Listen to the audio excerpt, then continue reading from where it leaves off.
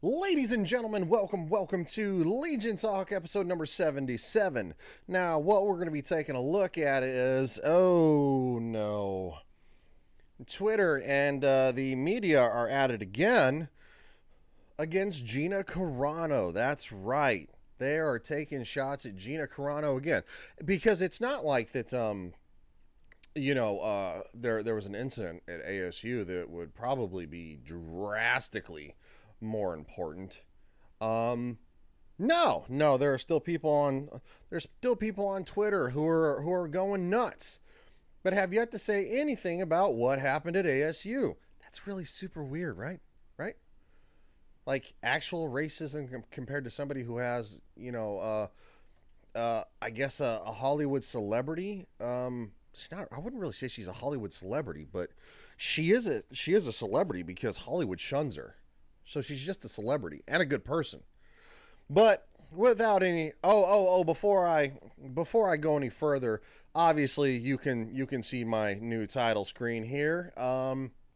Subscribe to Legion Games 2076. That's my main channel. And subscribe to this channel, Legion Talk. Legion Games 2076 is almost to 1,000 subscribers. Go over there and subscribe, and I will do a reaction to my very first recorded video at WWE NXT, a part of the internship where I tried to become a professional wrestler. That's right. I'm not joking. That's why I moved to Florida, 100% straight up. So if you guys want to see that, you got to get Legion Games 2076 to 1,000 subscribers. Okay? All right, let's get into the news. Now, this is not the only topic we're covering because this topic is a few days old. But the fact that people online, I think just like yesterday or the day before, they're still going nuts on her timeline. It's just like, ugh, like, oh man. It seems that controversy and Gina Carano are, and this is from we got this covered, but everybody else covered it too. Trust me, it's literally on her Twitter. I follow her on Twitter. Controversy and Gina Carano are inseparable at this point, with the actress facing more anger each week for her statements and actions. Just by a vocal minority of weirdos on Twitter, and that includes the mainstream media. So, of course, this is going to go rampant. Whether it's been for making transphobic jokes, she never made a transphobic joke. She never made a transphobic joke. Oh, for Fraggle Rock's sake. This was all about pronouns in the bio, by the way. Pedro Pascal put pronouns in his bio. She didn't understand that. The Twitter mob told her she needed to put her pronouns in her bio. She's like, I don't understand this. She talked with Pedro Pascal, who, from what I understand, they're still really good friends, and they still support each other. He explained the point of view of it.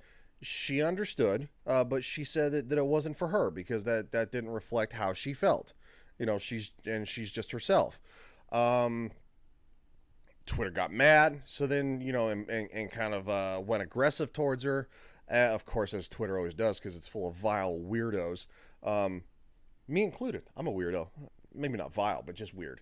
And so she put beep, bop, boop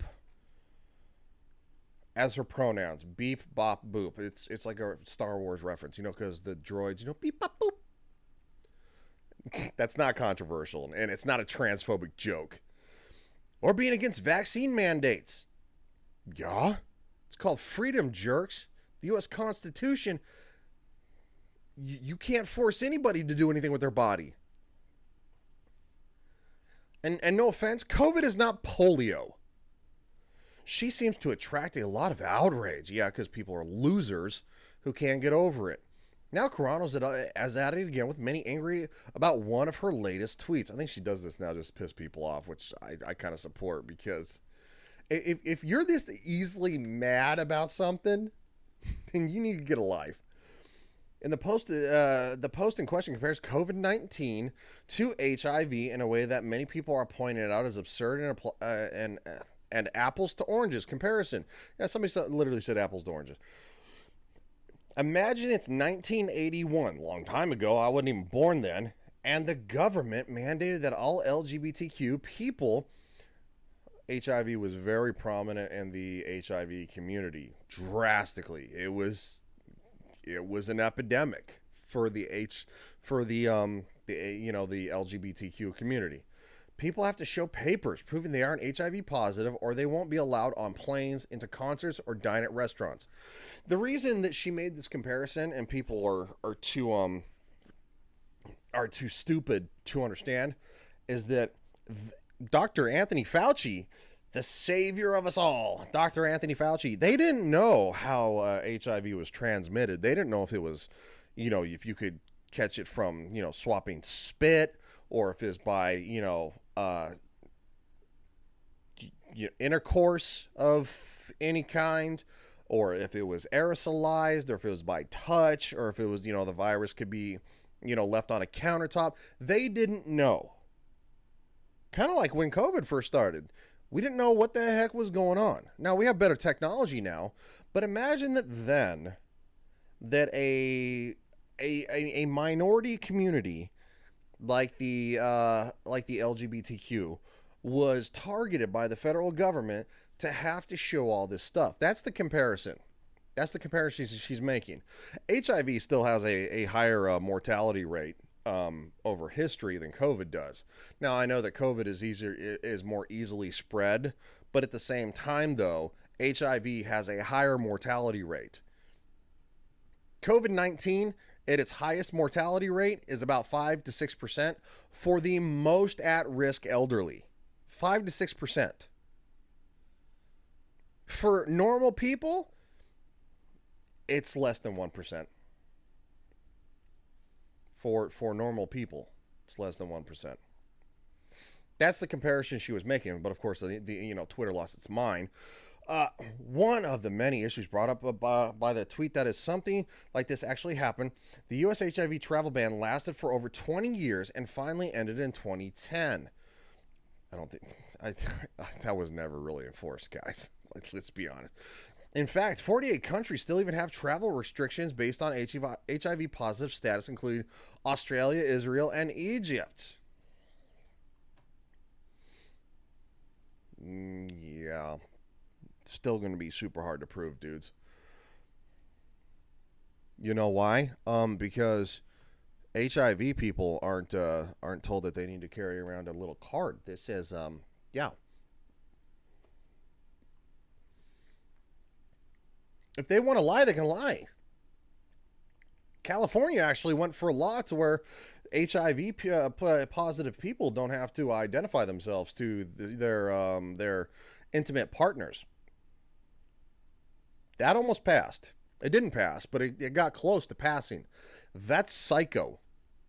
Well, California's psycho, so what do you expect? Deaths related to HIV and AIDS in the United States were around 700,000 in 2018, but these severe cases continue to decline thanks to treatments of PrEP, pre-exposure prophylaxis, options like Truvada and Descovy. As it stands currently, we've had over 680,000 COVID-19 deaths in the U.S., with numbers rising over 2,300 each day. In a sense, in a scientific sense, you're comparing apples and oranges, because we know more about COVID now than we did about HIV then. It took us decades to figure out about HIV. That's the comparison. Is that if everybody would have panicked in 1981 like they panicked now, HIV people probably would have been rounded up and put in a camp. Oh wait, Australia. And that leads me into my next point after I sufficiently. Tanis the goat. Who are you? You do realize that the government actively ignored the AIDS crisis because it's just the gays who cares, right? I don't think that's true. If you want, you could pin that one on Fauci because he screwed that up too. Dude flip-flops more than a politician. And he's supposed to be a medical doctor. Now imagine there was a vaccine invented before the epidemic and HIV was spread by breathing.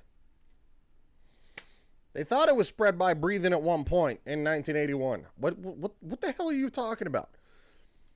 This is a false equivalence. Singling out LGBTQ folks who can't choose that is bigotry. Singling out folks who choose not to get vaccinated is not bigotry. Both are discrimination. Both are discrimination. You're discriminating against a class of people. You're angry at the unvaccinated, so they shouldn't get this, this, and this. That's discrimination.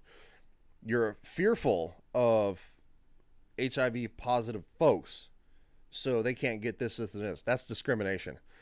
I mean, who teaches these people? Moving on next.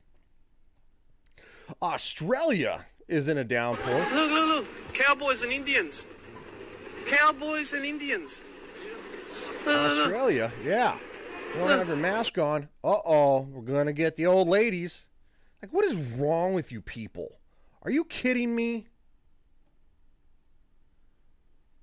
This is psycho. This crap is police beating up on people because they don't have a mask on. You guys are losers, dude. I'm forming you. I have 5 years in law enforcement, and this is garbage. If my police chief told me to do this, I'd be like, you can fuck off. This is why you never surrender these, ever. You never, ever, ever, ever, ever. I'm not advocating for violence. Absolutely not. But you know what? The good thing about the majority of the police we have here is that they support the Second Amendment. They swore to, much like I did at one time in the military and abroad, to uphold the U.S. Constitution. Australia's U.S. Constitution is trash. I'm sorry, the U.S. Constitution. Australia's Constitution is trash. This is psycho. I mean, this is.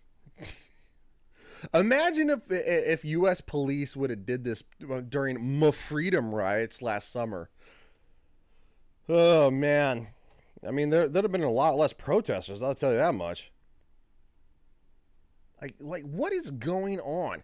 Yeah, just dropping the knee in the guy's back, throwing a woman off. The cops trying I mean, what the hell is going on here?